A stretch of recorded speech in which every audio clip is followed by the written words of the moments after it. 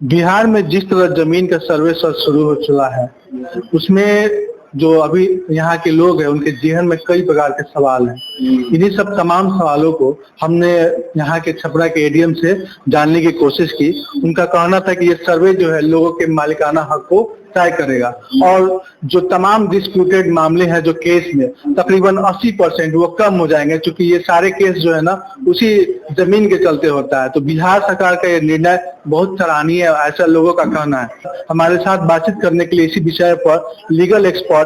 के high court के जाने माने अधिवक्ता नागेंद्र रॉय हैं, उन्हीं के साथ हम लोग बातचीत कर रहे हैं और उनका क्या कहना है इस मामले पर कि कैसे जो है या ये जो सर्वे हो रहा है उसके बारे में कि क्या डिस्प्यूटेड कम होगा या जो भी तमाम सवाल जो कि आम लोगों का वो जानते हैं। सर का स्वागत। जी धन्यवाद। सर, ये कहना है लोगों का कि जो सर्वे चल रहा है मालिकाना हक तय करेगा, उसमें जो कोर्ट में जो लंबित केसेस हैं, जो तकरीबन 70-80% लोगों का केस जो है उसी के चलते होता है। आपका क्या कहना है इस विषय पर कि? हाँ, ये बात तो ठीक है कि अधिकांश विवाद जो है सो मैंने बिहार में खास तौर से वो जमीन से संबंधित ही और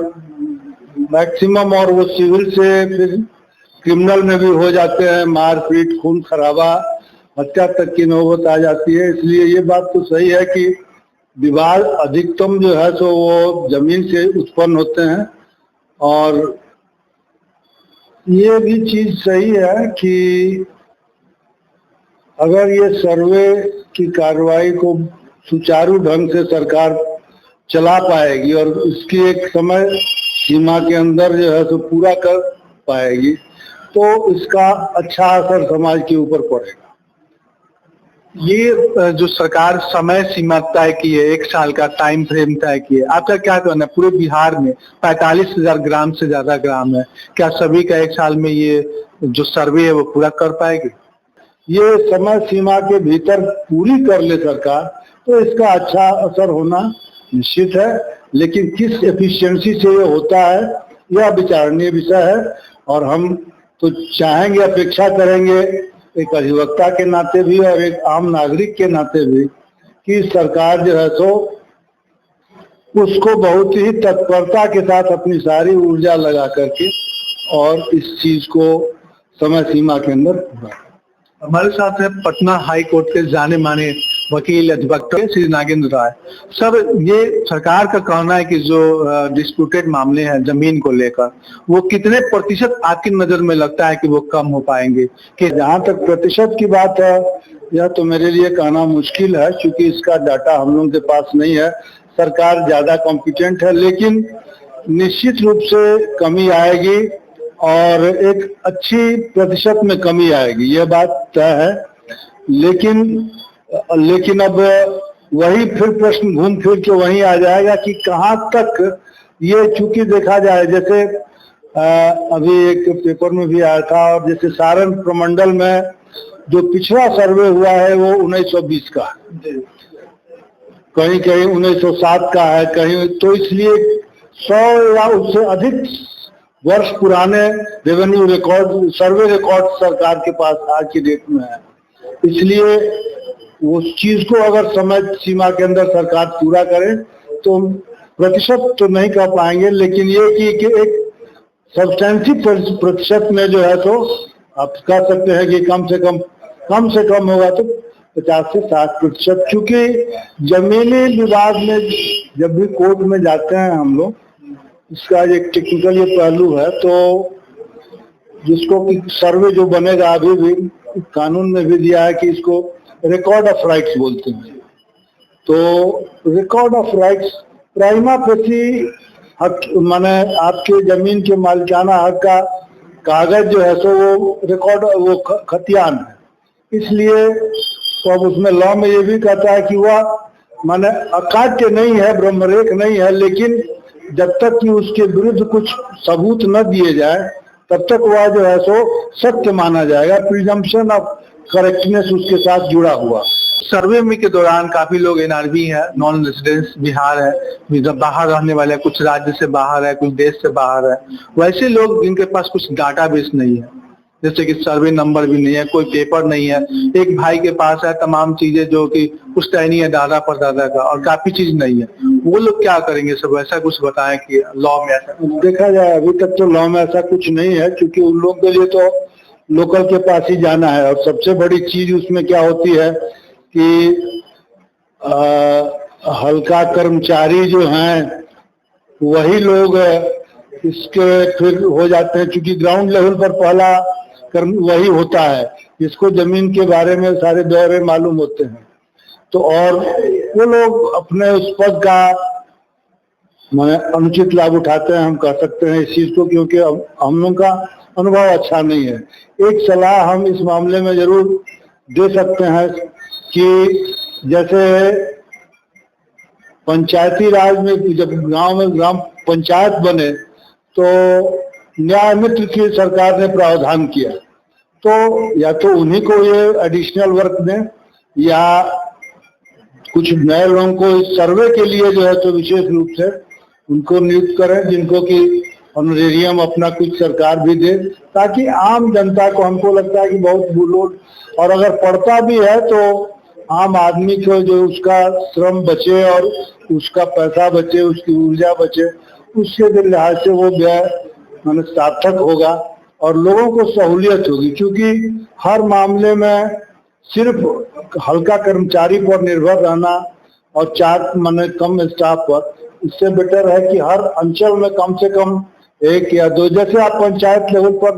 किए हुए हैं न्याय मित्र की व्यवस्था, उस तरह की व्यवस्था जो है सो अगर सरकार बनाती है तो ये आम आदमी के लिए काफी सही, और खास तौर से वो जो लोग बाहर आम और खास आता है, दो तरह का घर मजदूर आता है, उसके बारे में बताया। चूंकि वो जो है बराबर विवादित रहता है, ऐसे जमीन जो गैर मजरूआ है उसके बारे में वो कैसे जो है ये निर्णय। गैर मजरूआ जमीन का शाब्दिक अर्थ है कि ऐसी जमीन जिसका जो जिसमें खेती नहीं होती है, या उसको अंग्रेजी में कहा कि नॉन कल्टीवेबल लैंड, उसको गैर मजरूआ कहते हैं। अब उसमें जो दो चीज है, गैर मजरूआ आम और गैर मजरूआ खास, या उसी को आप कह सकते हैं गैर मजरूआ मालिक। तो गैर मजरूआ आम जमीन का मतलब है कि ऐसी जमीन जो कि पब्लिक लैंड है, उसकी माने मालिक जो है सो जमींदारी उन्मूलन के पहले मालिक होता था, लेकिन वो उसको फ्रीडम नहीं था, वो पब्लिक राइट्स उसमें थे, तो इसलिए वो उसको मनचाहे तरीके से डिस्टर्ब नहीं कर सकता था। जैसे रास्ता है, पोखरा है, इस तरह खलिहान है, प्ले फील्ड है, तो वो चीज थी, वो गैर मजरूआ आम है। और जो गैर मजरूआ मालिक जमीन हुआ तो वहां भी गैर मजरूआ लगा हुआ, माने वो खेती योग्य नहीं है लेकिन मालिक की जमीन है, वो मालिक को उसको बंदोबस्त करने का जैसे चाहे इस्तेमाल करने का अधिकार है। टेक्निकल एक चीज यहाँ हम थोड़ा इसको स्पष्ट कर देना, क्योंकि इसको लेकर के अक्सर और कोर्ट में हम लोग फेस करते हैं। गैर मजरूआ मालिक के बारे में कानूनी स्थिति बहुत स्पष्ट है। पटना हाई कोर्ट के अनेकों डिसीजन है कि गैर मजरूआ मालिक जमीन को बंदोबस्त करने का अधिकार भूतपूर्व जमींदार को था। अगर उसने बंदोबस्त नहीं किया, पट्टा नहीं दिया, तो उस हालत में वो जमीन बिहार सरकार में विलीन हो गई 56 में जो जमींदारी है। गैर मजरूआ आम के बारे में भी कानून की स्थिति यही है कि सब्जेक्ट टू पब्लिक राइट्स। जैसे उदाहरण के लिए आपने कि कोई 5 बीघा जमीन का एरिया दिखाता है रास्ता, और एक इतना कहीं कहीं इतना चौड़ा है, तो वहां विदाउट डिस्टर्बिंग पब्लिक राइट रास्ता ऑब्स्ट्रक्शन नहीं हो रहा है, लेकिन अगर किसी को एक कट्ठा कुछ दे दिया तो उसको उसमें लॉ यही कहता है कि विदाउट माने सब्जेक्ट टू पब्लिक राइट्स, माने आम नागरिक जनता के अधिकारों को बिना प्रभावित किए हुए उस जमीन को भी बंदोबस्त करने का अधिकार भूतपूर्व मालिक को था और नहीं किया था, सरकार में चला ही आया 56 के बाद। ऐसे जमीन जिसके मालिक का टाइटल किसी नाम पे है और किसी और का कब्जा है, जैसे टाइटल है किसी परिवार में एक सदस्य के नाम पे और कब्जा जो है कोई और 50 साल से है, वो कैसे इसको डिफाइन करेगा इस सर्वे से? हाँ, अब रह गया जैसे सर्वे में कुछ एंट्रीज आती हैं, हम लोग जैसे देखे हैं जहाँ जहाँ हुआ है पहले का, तो उसमें लिखता है कि गसबन कब्जा माने अनाधिकृत कब्जा। और जहाँ तक कानून में इसके बारे में जानकारी की बात है कि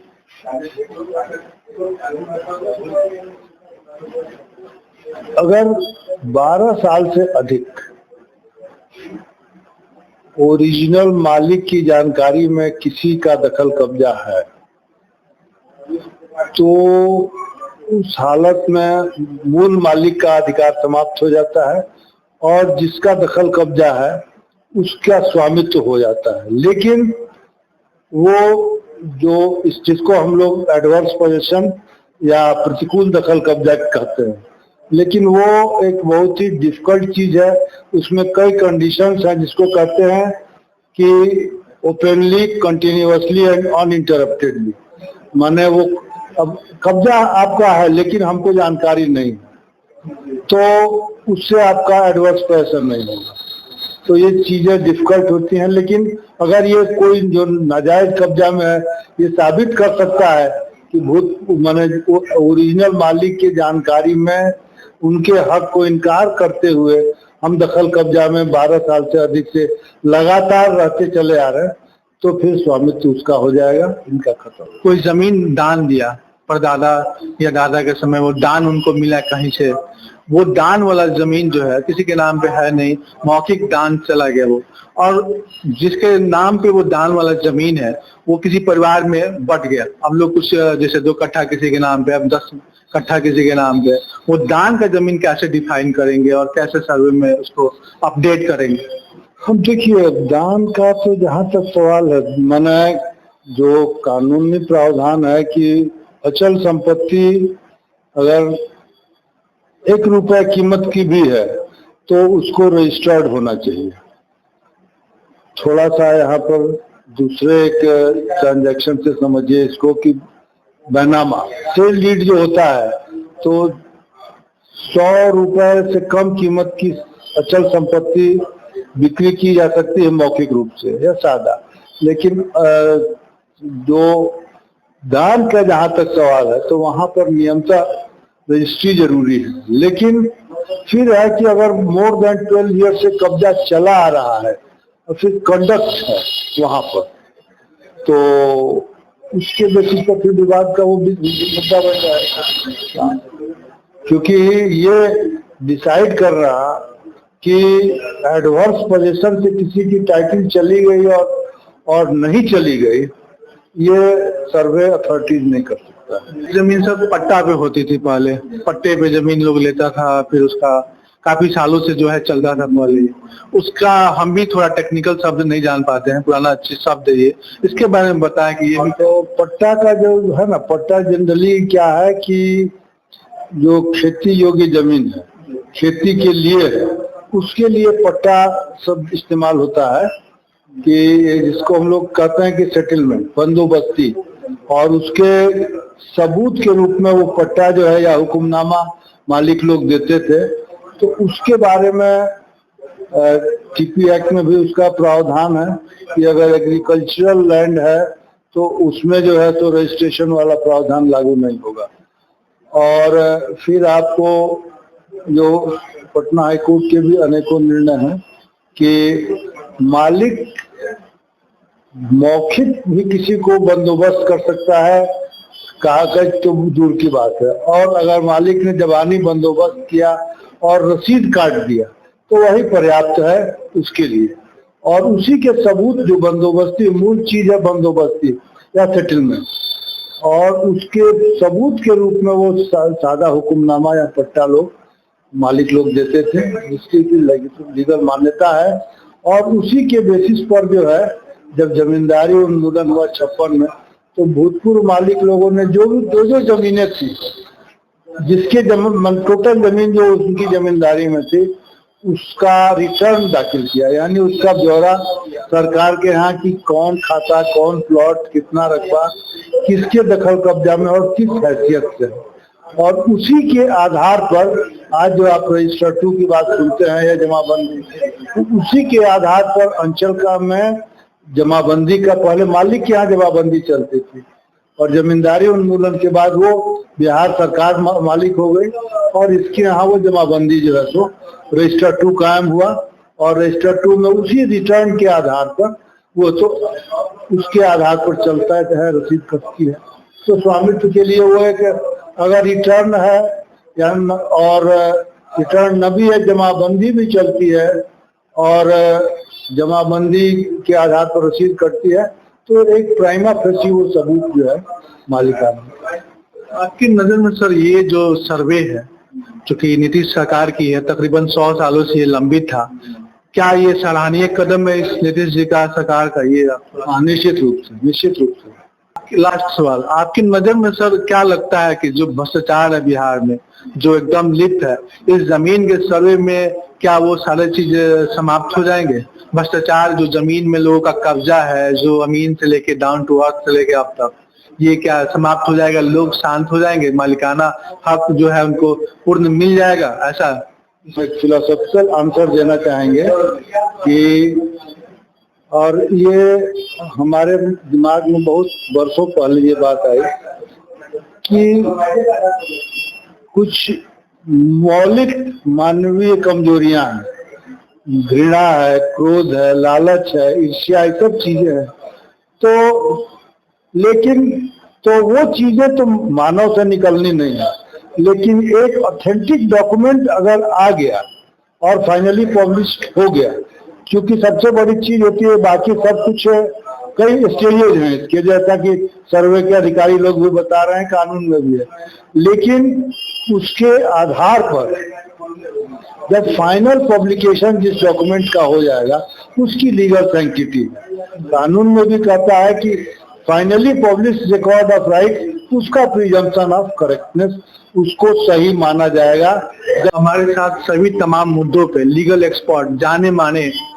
हाई कोर्ट के अधिवक्ता श्री नागेंद्र रॉय, जो कि छपरा के मूलतः रहने वाले हैं, पटना हाई कोर्ट में जाने माने अधिवक्ता है सिविल के, और आज हम उनसे कल जो है हमने यहाँ छपरा में एडीएम सर से आपकी सारी बातें बताई सर्वे संबंधित, और आज हम लीगल एक्सपर्ट के रूप में, चूंकि कानूनी दांव पेच क्या होता है जमीन का, उन सारी तमाम का, और जो व्यूअर्स का जो क्वेश्चन था जो कि बाहर रह रहे थे, और तमाम यहाँ के भी लोगों का, छपरा के भी लोगों का और पूरे बिहार के लोगों का, ये सारी तमाम चीज बातों पे हमने निष्पक्ष रूप से सर से बातचीत की और आपको दिखाने की कोशिश कर रहे हैं। धन्यवाद सर, आपके पास धन्यवाद।